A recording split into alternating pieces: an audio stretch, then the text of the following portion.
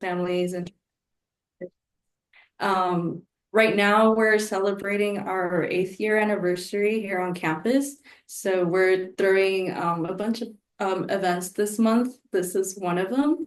And I also wanted to see if Letty wanted to say something. She's also one of the people working here at Scholars Without Borders. Yeah, thank you for sharing the spotlight. So yes, I'm one of the student workers as well at Scholars Without Borders, and tomorrow, hello, I will be giving a skills workshop on public speaking. So I know that this is something that a lot of us struggle with, and so this is just a way for us to kind of bridge any gaps that might be missing in order for us to just perform a little bit more effectively in our presentations in the future. So it's going to be in Library 302 tomorrow from 1 to 2, and there'll be free snacks. Awesome. Thank you so much, Letty. Thank you so much, Yaneyry. I'll introduce myself briefly because I really want to get to the questions. So my name is Juan Hernandez. I'm the founder of UndocuStartup. We are the leading entrepreneurship program for undocumented students, at least here in California. And I'm really excited, to be here with Jennifer and Joel. So now what I would love is if y'all could introduce yourself, you can say your name, your business, and then we'll jump right into the questions that we have if anybody wants to go first. And I'm gonna pin you out just so everybody can see. Awesome. Yeah, yeah. Well, thank you, Juan, again for hosting this and inviting me to speak. I love doing these type of things because I think it's important. I wish I had these opportunities to speak to other undocumented individuals generating income without a status, right? So I appreciate you kind of bringing us together. My name is Joel. I am the founder and CEO of Allies Pro Services, and also recently launched a second business, which is called Merchant Solutions. So I'm trying to get my foot in the door with merchant and credit card processing as a business, as a consultant. So um, also own a catering business on the side, so I'm pretty knowledgeable in a couple of various things, and I'm very happy to be here.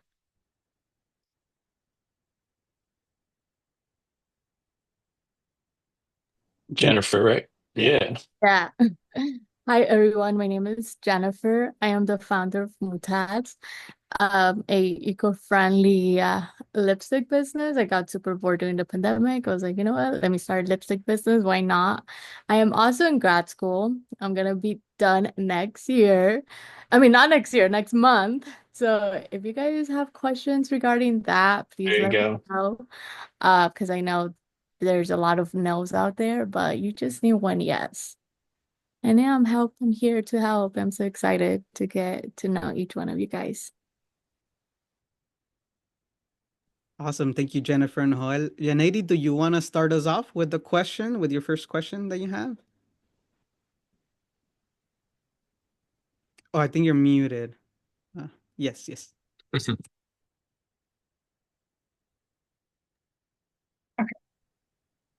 I'll start off with what has been one of the challenges in starting y'all's businesses, and how have you navigated those challenges and then come out of that? Um, yeah, I mean, when you're not versed or you're not necessarily studying business, right? You're not knowledgeable with what starting a business entails. It can be kind of a little scary, it'd be a little confusing as well as you're navigating something that's not um, an expertise, something that's not necessarily taught in a major unless you're majoring in that specific thing, right? So when I first got started, a lot of the stuff was self-taught, right? Like reading, looking up, researching, um, knowing what I needed to have in place in order for my business to um, you know, take off. And also just I think the most difficult part is like learning how to talk about your business in a in a way that people know what you're doing without necessarily kind of going in circles or going too long. It's really perfecting your 30-second pitch, right? Whenever you're meeting someone, you only really have those 30 seconds um to put yourself on the map essentially, right? So I've drafted several 30-second pitches, so it's taken me a while to kind of figure out how to properly talk about what I do and fit it all in that 30 seconds, for me at least. I would say for me, the most challenging part, and actually shout out to Joel, he taught me a lot. But I would say, I mean, being a first gen in business and in school, like I didn't even know I needed a LLC or a domain. I was like, you know what, I'm making lipstick. It's fun. It's very therapeutic. But when I got like more in depth, I was like, oh my God, like it's so crazy how they don't really teach you this in school and you just have to go and, find the resources for you. I love that. So like a lot of the stuff that y'all have mentioned have been like not knowing. My question to both of you now is, um, obviously you started, um, but how has your product or your service changed over time from the first idea that you had to now that you've had a little bit more experience selling, talking to customers, getting feedback? How has your product shifted over time from the moment you started to now? If you guys can talk a little bit about that. Yeah, I mean, with entrepreneurship, if you're not shifting, if you're not innovating, and you're not doing things to change with the market, you're gonna fail. Like that's just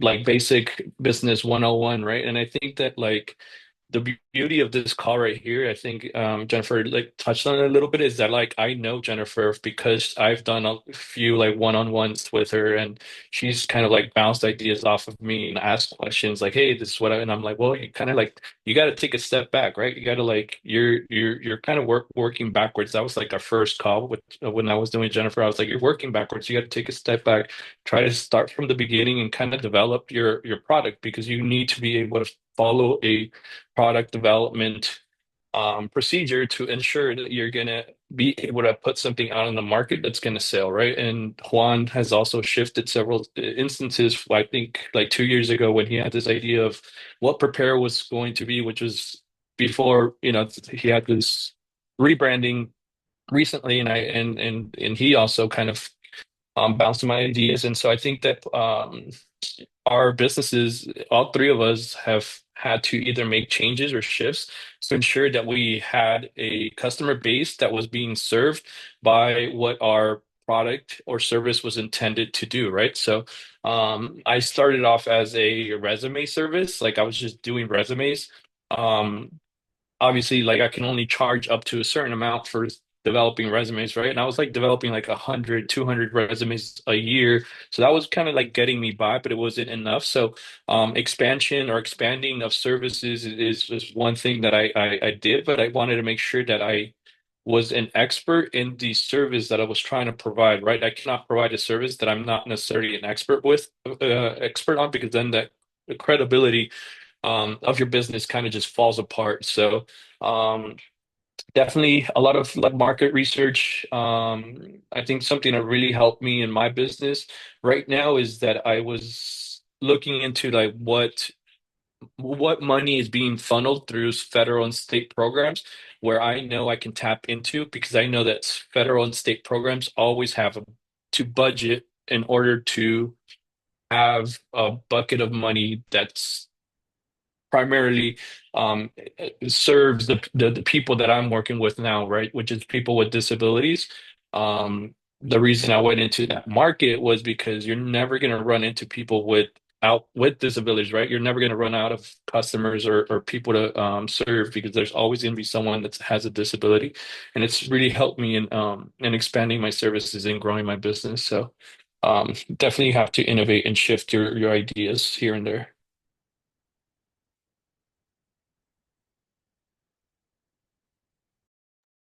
I would say not to be afraid to start from zero and try new things because if you don't try new things, like it will never happen.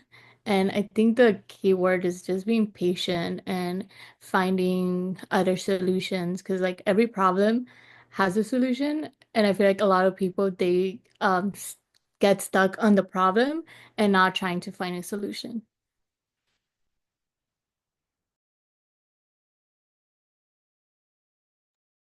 Thank you for sharing. What I'm kind of seeing with Joanne, right, is that you're always expanding, trying to innovate whatever your services it is that you're implementing.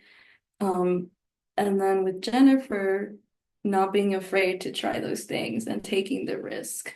Um, I'm assuming that you've kind of learned that throughout your career. Um, what kind of inspired you to start this work and kind of take that risk at the beginning? I would say for me, there's not a lot of all of us out there. And my main goal is to, keep growing and one day empower not just female but also men and provide scholarships to undocumented students. And I mean, I'm in school right now. When I applied for grad school, I got told no because of my status. And I was like, okay. But then after I kept trying, and eventually I ended up getting a scholarship for the master that I'm getting right now for a program. And I feel like that's what inspired me even more. I was like, you know what? Like I know the struggles and the challenges and sometimes you get imposter syndrome. And I was like, I really want to, one day provide scholarships and help people out there like me. Yeah, it's definitely beating the odds, like Jennifer was mentioning. Like I'm a non-DACA individual, so like my options are limited, right? Like you, I think the part of the struggle is taking that struggle and making it a strength, right? Like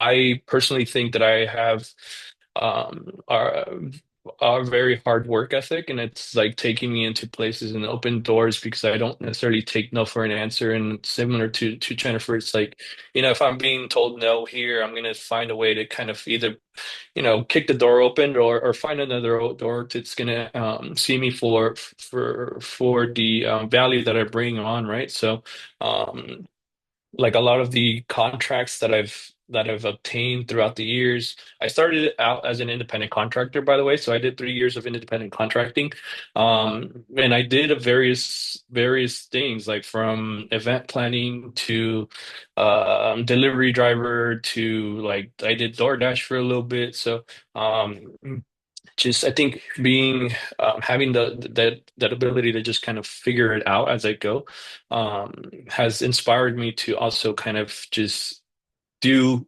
more for people that are also struggling or have struggled like myself, right? So right now I have seven contractors that are working with me, and they're all undocumented, non-DACA. So like you definitely have to be able to have like not only do the talk but also do the walk, right? You want to make sure that if you want to inspire people and bring people on board and create those opportunities, you do them with the intention of creating a change in the populations that hurt the most. And I think that Jennifer is doing that, Juan is doing that, and I think that's the beauty of like our struggle, right? It's being able to utilize those struggles and create something bigger than what's limiting us.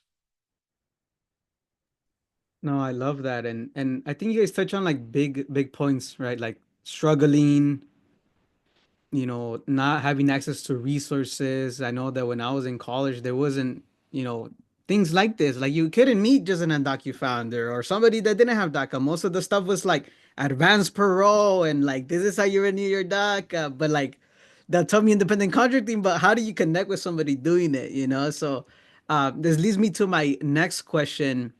So obviously right now the climate being undocumented, some people are not comfortable saying, I'm a business owner, I'm an undocu founder. they're not comfortable sharing their status, and they may be afraid of making that jump to entrepreneurship because of the climate. What advice do you both have towards a student that may be in the audience, maybe looking at the recording, maybe looking at it on live, to encourage them to maybe make the jump or maybe not? So what is your, how do you feel on that aspect given the whole climate? Because it's a real thing right now. Yeah, no, it's definitely real. I mean, I've definitely spent the last couple of weeks and months kind of like always. So, as a business owner, you want to have a plan B, a plan C, and a plan D, right? Like, there's always some kind of business emergency. There's something fell through, something comes up, et cetera. So, I think with the current climate, I've definitely I've had conversations with my team, so the people that are working with me, and letting them know, like, it's, in case of an emergency, like, you're managing this, you're doing this, like, because at any moment I know that like something can happen, right? So always be conscious of the risks that come with anything, right? Like, I think that I don't uh, I don't see that the current climate has any different. It's not any different if you were just like, I don't know, driving. If you were driving, right, you get stopped, you get pulled over. That's a risk. If you're flying, you go to an airport, that's a risk. So I think that business should be taken in the same context and know what the risk come with it. Um, but like, I think we're in California. That's like one nice thing about it. But I don't necessarily think you should be discouraged to initiate a venture or project, or set yourself as an independent contractor because of the current climate. But you definitely would have to shift certain, if you're going to use your story as a pitch, right? Because I know I do. I'm an undocumented, non-DACA business owner. I always introduce myself as so. Um, but now in certain spaces, I don't necessarily disclose that. It just depends on where I'm at, right? So today, I'm here with you all. I feel like I can disclose that's, but then there's certain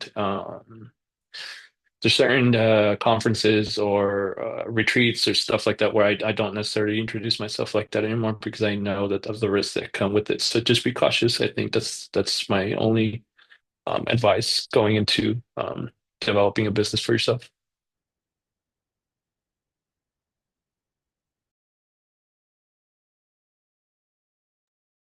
That's a trick question.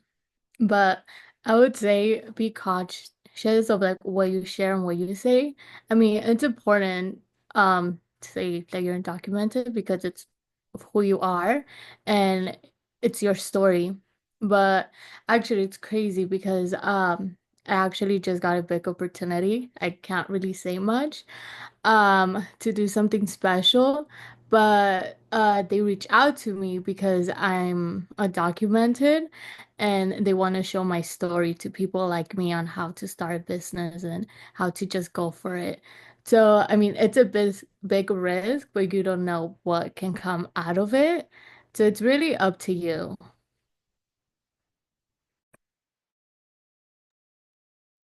And just kind of want to add something too. I think that when you're building an LLC though, like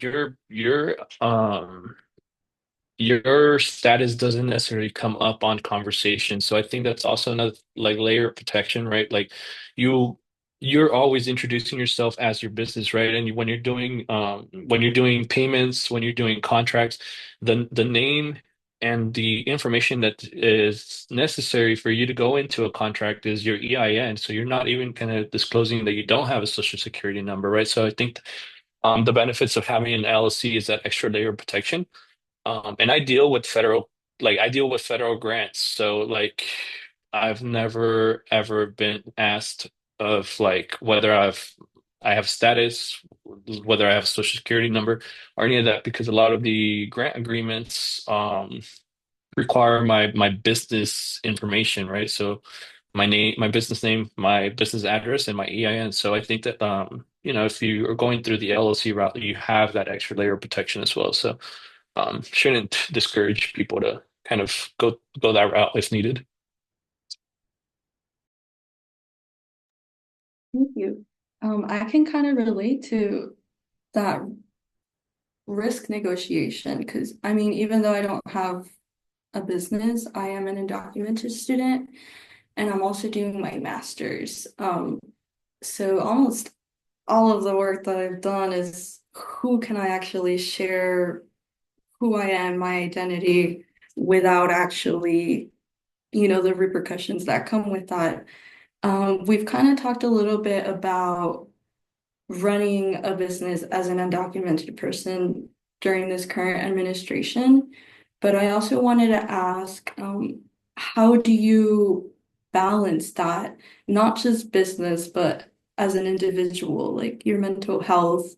How do you prioritize taking care of yourself while also having these stressors of a business and being undocumented on top of that? I'm probably the worst person to answer this question because I don't have a work-life balance. I'm working on it though. But like as an entrepreneur, you're gonna be working a lot. Like there's no set hours. Sometimes you're gonna put in more work than what you get out of it, money wise, right? Like being paid and stuff. So I mean Juan can probably relate, Jennifer will probably relate. Like there's sometimes where you just have really long hours, and sometimes I'm working like 15-hour days, um and I'm still trying to fit my meals in, fit my gym in, fit my personal life, my personal time. So um, definitely sometimes I have to work 7 days a week. Like that just comes with like business sometimes, right? Like right now, like I'm so blessed where my business is at right now, like that it's keeping me more busy than I would like to. But I've definitely taken steps to be better at that. So my mental health has definitely been an issue. So I'm very privileged right now to be able to like pay for therapy. 'Cause I don't have insurance, right? Like many of us probably don't. And so I've been able to pay for therapy out of pocket. So I do have my therapist to help me through better coping mechanisms, better work-life balance. Um, Also kind of just been trying to create more how you call it, like just hold myself a little more accountable to like just work from 9 to 5, right? Or like just do my 8 hours and save whatever else is left for the next day. It's a little harder sometimes, but definitely just creating those boundaries for yourself is going to be important. And yeah, just surrounding yourself with people as well, because I think that for me, I work from home, and so I'm here alone all day. And so I don't get a lot of social interaction here. And if I'm working 12, 15 hours, I'm here 12, 15 hours by myself on my computer. So just having that balance and keeping holding those boundaries for yourself would definitely help you as an entrepreneur.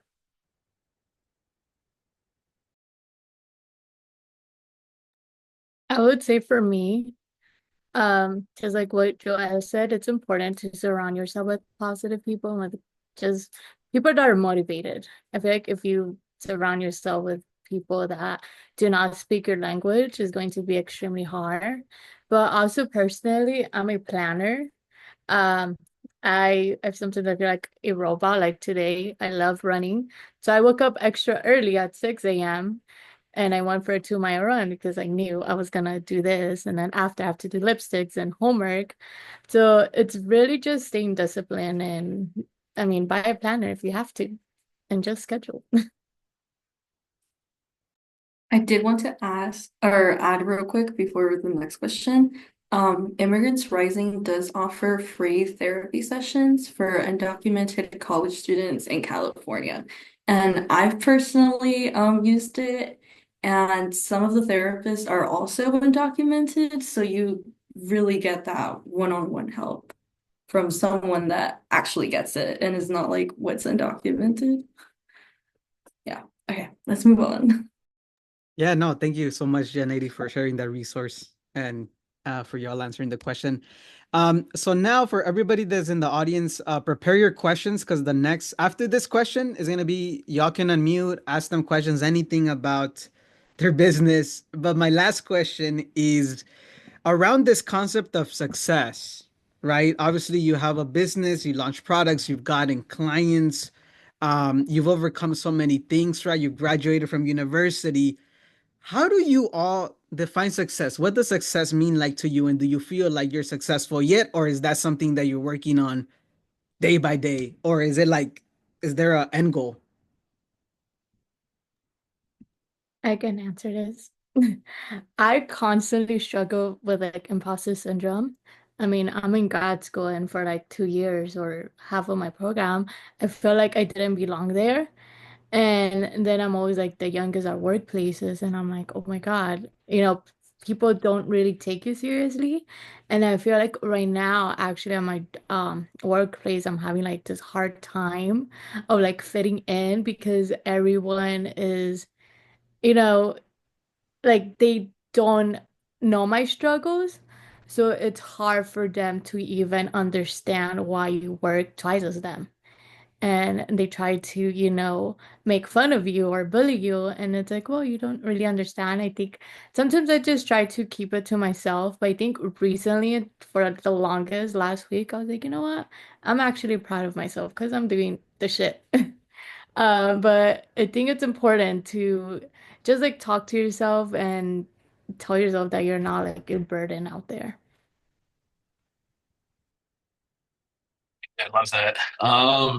For me, success is defined by the impact that I make. Like money, I mean, we can see it in today's day and age, right? Like money just freaking like I don't know, like creates like horrible people, right? It seems like the people with the most money are the shittiest people, right? Like, so I don't, when I started this journey of like business owning, I stopped idolizing these people that people were like that keep that that continue to hold these billionaires in pedestals because they want to become the next billionaires and stuff like that, right? And I get it, like, we all want to be well off and be able to take care of our own, take care of our families and stuff like that. So, but when I started doing um like social entrepreneurship, I started seeing that like I felt better with the impact that I was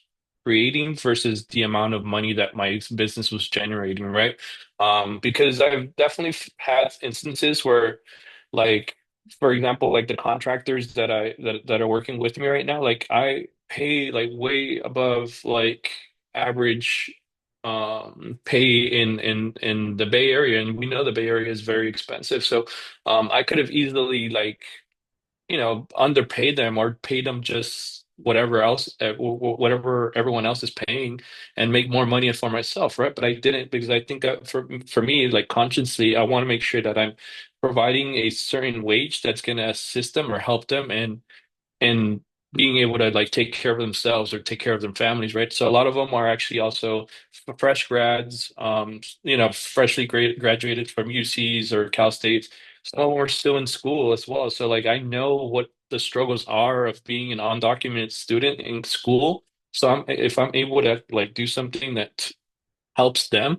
I think that that's more important for me. And so when do I know that I've reached or obtained the type of success that I want to obtain would be when I'm able to retire early. Like that's what's driving me right now, right? And then that's why I'm like creating these different streams of income, right? Like why I launched a second business or why I have a catering business and all that stuff because for one, I love helping people and creating jobs, but two, like I'm not trying to work till I'm 65. That sounds like a horrible like thing to do, right? So, if I'm able to retire early, to retire my parents, I think that's like the first thing I want to do is being able to retire my mom.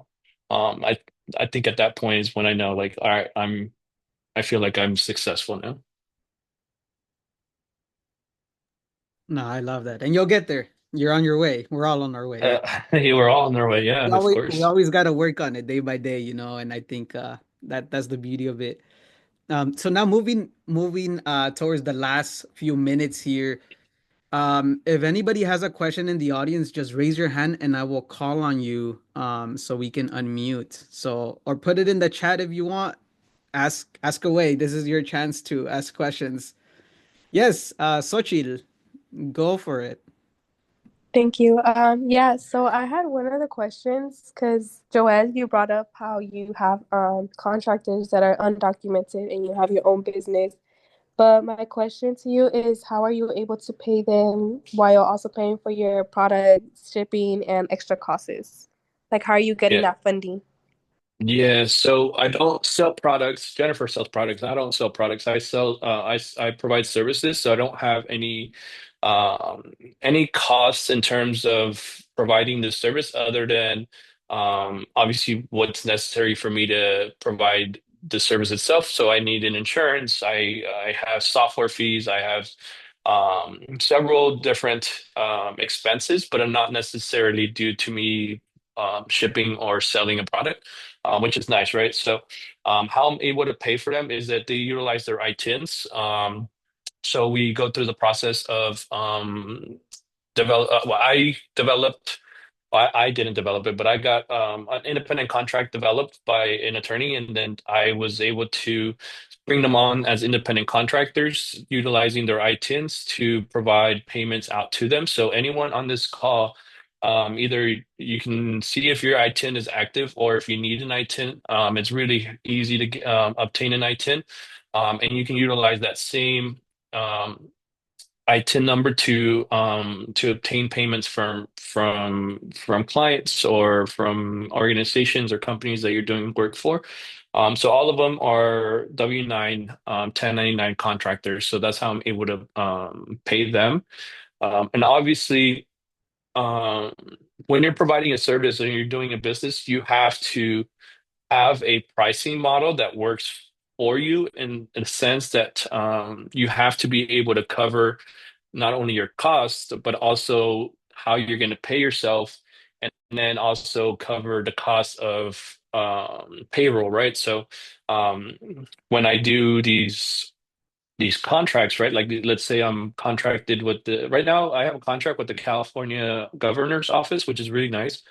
That one was like one of the major contracts. And so when I do the pricing model, when I submit the proposal, I always have to give them a number like, hey, how much do you charge us to provide your services? Well, then my hourly rate has to be high enough for me to pull money to pay myself, pay my contractors, and cover the cost of my business.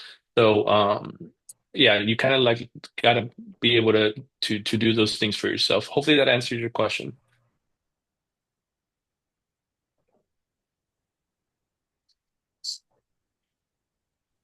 Awesome.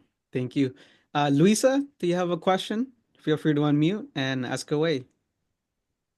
Hello, hi from Vegas. I follow a few Hey. LinkedIn, so amazing work to all of you guys. You know, we're all undocumented, trying our best. But I recently got my LLC and I'm offering tutoring services.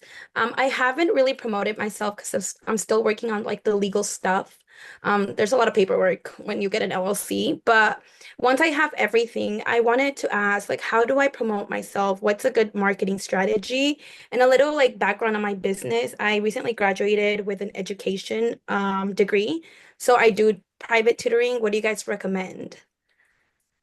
I'll let Jennifer do this one because we went through the same questions when she reached out. Uh, I would say just start. Don't be shy because I feel like most of the time it's ourselves that hold ourselves back. I've been getting momentum right now through Instagram. I feel like TikTok is good. You really have to find the niche and who you're trying to market. Mhm. But like just like what I said, just like posting something will get you opportunities, and that's how people start finding you. I do know now social media is like saturated, but like don't give up. Like for example, like mentioned earlier, I got this opportunity And I asked the person, like, how did you find me? And he was like, well, Instagram. And I was like, oh my goodness, then that's the power of social media. Thank you. And then do you pay for those marketing ads or is just you posting on your social media? I have invested in ads, but right now, because of my brand, I want to keep it like as authentic as possible. Okay, So I make my own ads. got it. Thank you. So, Luisa, more formally though, you definitely have to create a marketing plan. You want to make sure that you segment your customers. Like, what is your customer segmentation looks like, right? So, Jennifer, I think she kind of touched a little bit on it. It's like where do your customers hang out? Like, where do your customers gain the information that you're trying to for the product or service that you're trying to provide, right? So, because if you're tutoring ages 18 to 25, for example, right? You're most likely not gonna like market yourself on Facebook, right? You're most likely gonna market yourself on TikTok or on Instagram, right? So you want to make sure that you do like a customer segmentation. And you can look it up. Google's free. Look it up like what customer segmentation is and how can I apply my customer segmentation into my marketing plan? Because it's not necessarily just about views. It's how do you make those views into actual paying customers, right? Because we can all get views. It's how do we actually turn those views into revenue or profits, right? So look up. You're in Vegas, right? So if you look up, if you also Google Vegas or SBDC, which is the small business development center, they can actually also provide you with. Well, I don't know about Vegas, but they can provide you here in California. They provide you with and this is for everyone. They provide you with a business advisor who can actually help you in reviewing your business plan, your marketing plans, your what your go-to market strategy looks like. All of these things are things that we're not necessarily knowledgeable in because we didn't necessarily learn them, but these services are free, at least in California. But if you look it up on in Vegas, I'm pretty sure they will have, yeah, Juan, thank you for posting that. They'll have something similar in your area where you can actually talk to someone that's knowledgeable in business strategies and going into the market so that you know how to properly develop a marketing plan for your services. And the easiest way is word of mouth. And I think I talked about it a little bit at the beginning is knowing how to pitch yourself, like knowing how to sell yourself, going to these events, networking events, conferences, summits, etc., like going up to the tables, letting them know like what are you doing, what are you selling, and what you're trying to get out of that connection. Yes, I'm actually working with SBDC. I do have a business There you advisor, go. so that's great that I'm doing that. Awesome. Yeah, you're taking the right steps. So keep going. And referrals. Like I think referrals are like I said, word of mouth is best way of getting more clients. Yes, thank you. Thank you, Luisa, and thank you, Joel and Jennifer. Letty, do you have a question? Yes, I do actually. I just want to pick your brain because I'm a graduate student right now doing my last semester, doing psychology. So for my future, I envision myself having my own company and offering like behavioral therapy that can be offered in both Spanish and English, which is very rare and very limited up here as well. So I just am curious as to like how do you go about getting that IT number, that LLC, and then those marketing strategies that y'all began with when you began at the bottom? What did you begin with, and then how did you slowly start to build that knowledge? Yeah, so ITIN and LLC, they're two different things. I just want to make sure that that's clarified. So an ITIN is your individual tax identification number, which is what you use to submit and do your taxes, right? An LLC will be a separate entity, so it's a business structure. It's completely separate from you as a persona. So if you're going the LLC route, like the process to start an LLC is completely different from if you were just providing the services yourself as an ITIN holder. How we started, I mean, I can talk about it, but I'll let Jennifer just kind of jump in because I know she just kind of went in and started it as a hobby, and then it turned into a business. So she might kind of like be able to give you more of that. Yeah. Like you mentioned before, I didn't even know that I needed a LLC. I just use Google for everything. And good thing, I think just like knocking on doors and asking questions, that will help you. I searched up on Instagram I put LLC and I found someone who helps like DACA students get their LLC. So I reached out to her and she like helped me. And how I got started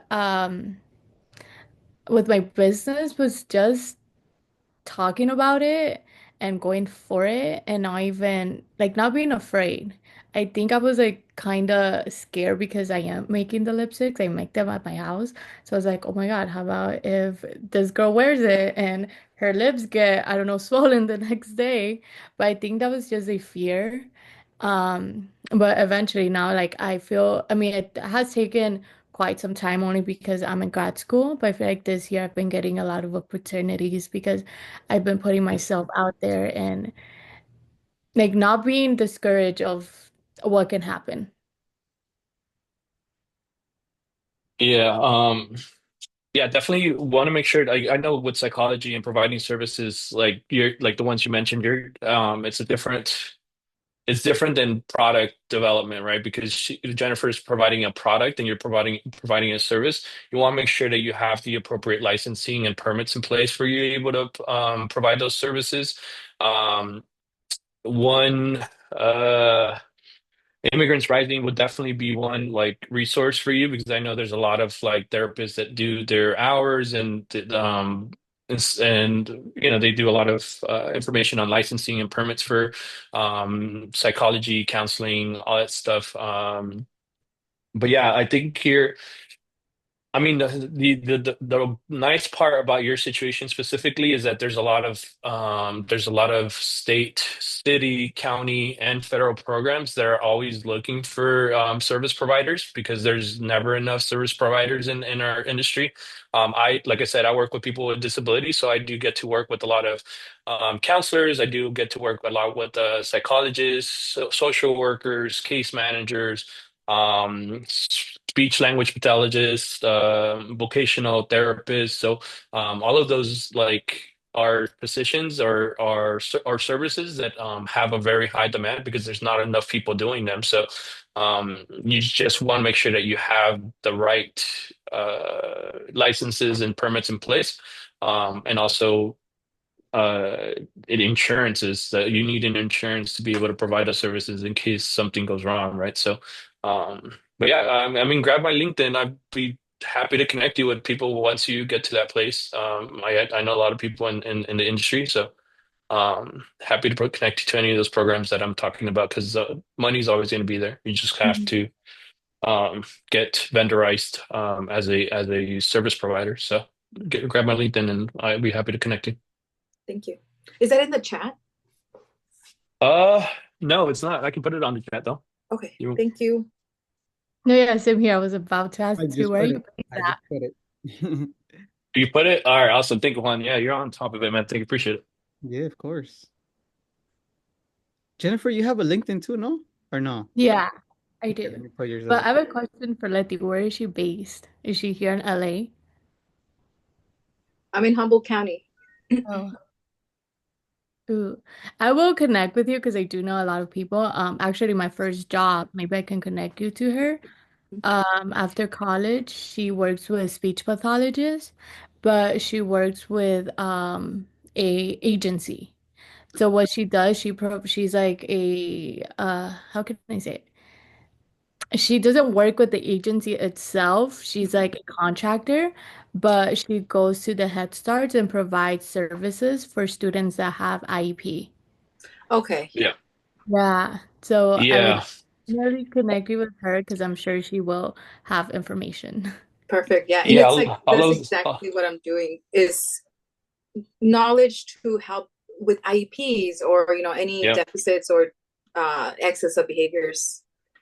Yeah. Yeah. A lot of money in there. So you're on the right track. Cool. Thank y'all.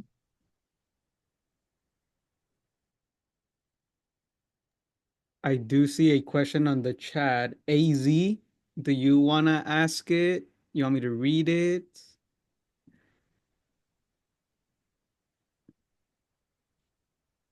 I can read it. It's a long one. So I guess the first part was, did you consult with others or get support from people you've networked with when starting your business? I think we kind of covered that a little bit. Um, or did you start the journey on their own? I guess the question that hasn't been addressed, like what have been some of the challenges that you faced as you were starting this company early on? I mean, yeah, there's always going to be, you always have help to get there's no way you can get to the top by yourself. That's always like something that I've like realized and lived by. So I have mentors, and I've had mentors throughout my college journey, my grad. I also went to grad school, so through my grad program, and a lot of those connections have fostered additional opportunities. So if you're not making connections or you're not getting mentors, you're losing out on those opportunities to be connected, right? And potentially get your foot in the door in some places. Some of the challenges, um, for me, at least for me individually, is that I'm a small business, right? So I'm a relatively small business, so I always tend to get outbid, or my proposals or my grants aren't necessarily processed or accepted because I'm a way smaller business, or I've been in business a lot less than, organizations that have these 7, 8 figure like revenues and know probably a little more than I do because they've been in business a little longer. So definitely some of the challenges is the markets, right? They're competitive. Like there's no unique market that has no competition. There's every market's very competitive. So learning to process and sit with rejections has been hard for me because I don't like I said earlier, I don't take no for an answer, but sometimes you just gotta sit with it and move on to the next grant or move on to the next opportunity. So definitely some of those challenges I've faced as a business owner.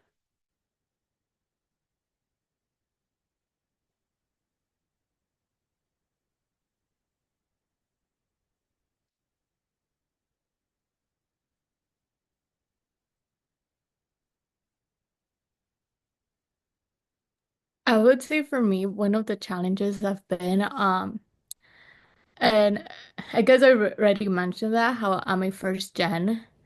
So like there's no one you can really talk about in your family because I mean they're doing their best on just navigating in the country and plus like the language barrier. And I'm super close with like my mother, but sometimes I wish like she kind of knew more because I wouldn't be asking out there for help, if that makes sense. But asking for help is important. Before I would hate it, but it has gotten me to places. So don't get shy.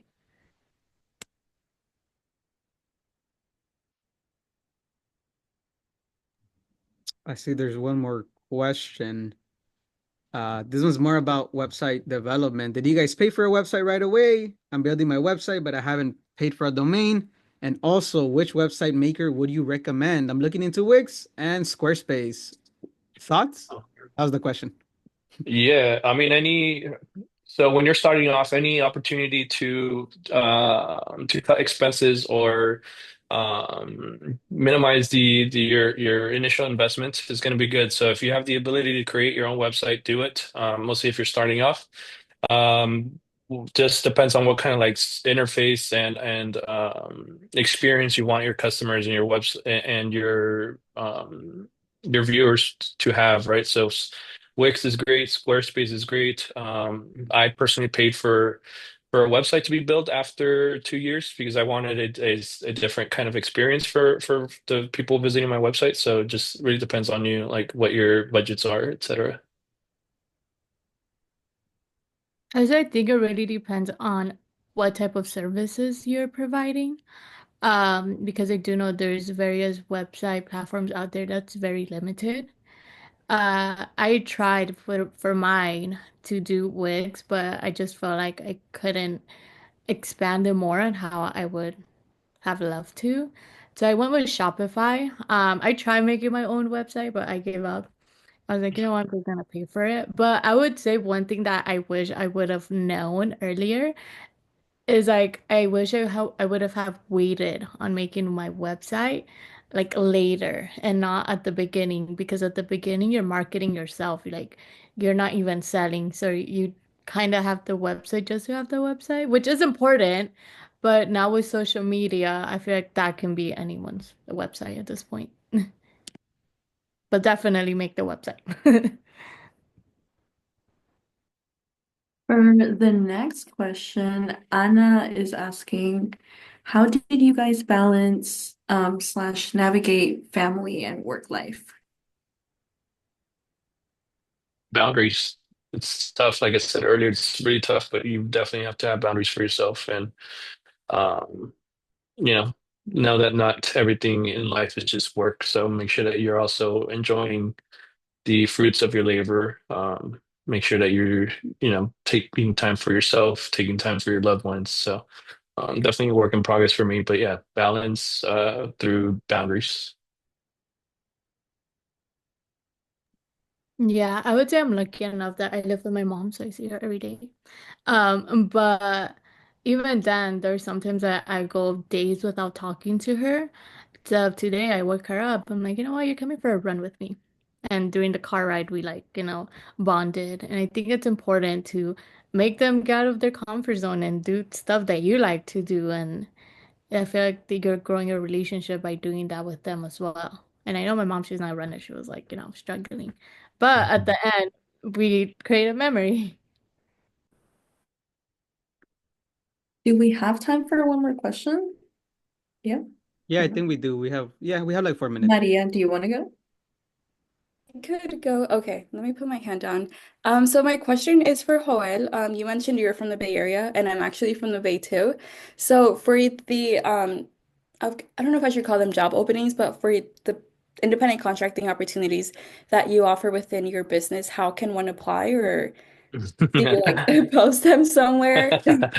Awesome. No, I love that. Take the opportunity. That's what it is. Like if you have an opportunity to ask for job and stuff like that, yeah, take advantage of it. Any platforms or any opportunity. So right now.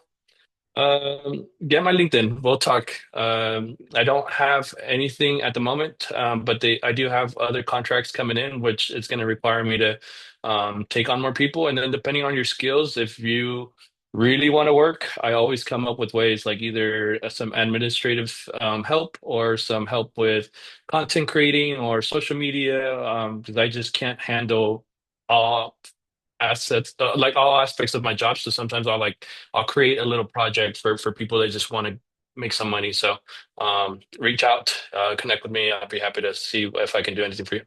Okay, perfect. All right, thank you. All right.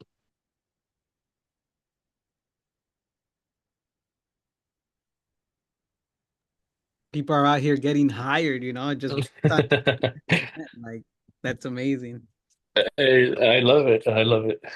No, that's how you're supposed to be, like you see an opportunity, Yeah, you're like, hey, let me reach out, see what happens, and you never know. I think I guess exactly. as we wrap it up, is there any advice that you would like to give anybody watching this recording, watching it live, anybody on here? What is your one piece of advice that we can wrap it up in terms of entrepreneurship or just life in general? I mean, as an undocumented individual, I think that in itself is important. I said earlier, like don't be driven by the amount of money you can potentially make.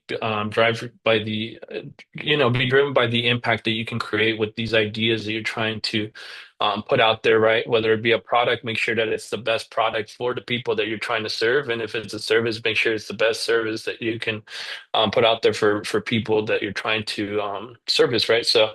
Um, you know, lean on each other. I think that like our communities are tight knit for a reason.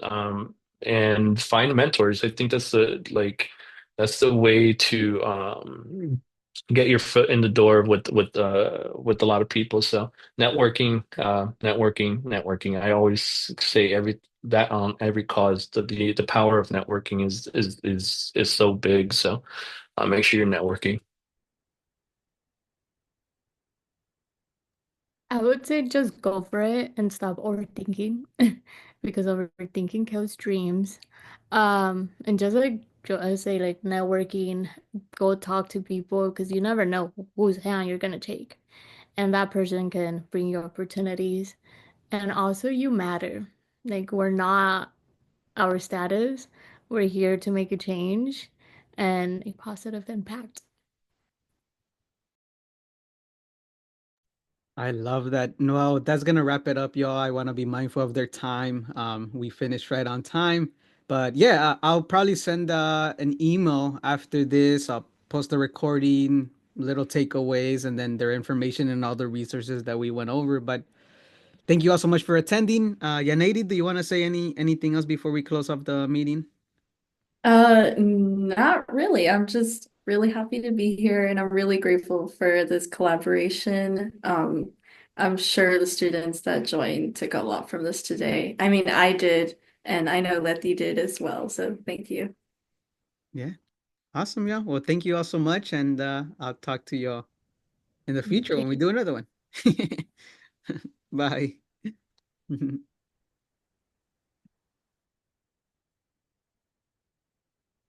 Yeah, Nady, do you have some time to like check in? Like, okay, okay. Once everybody leaves, let me just stop recording.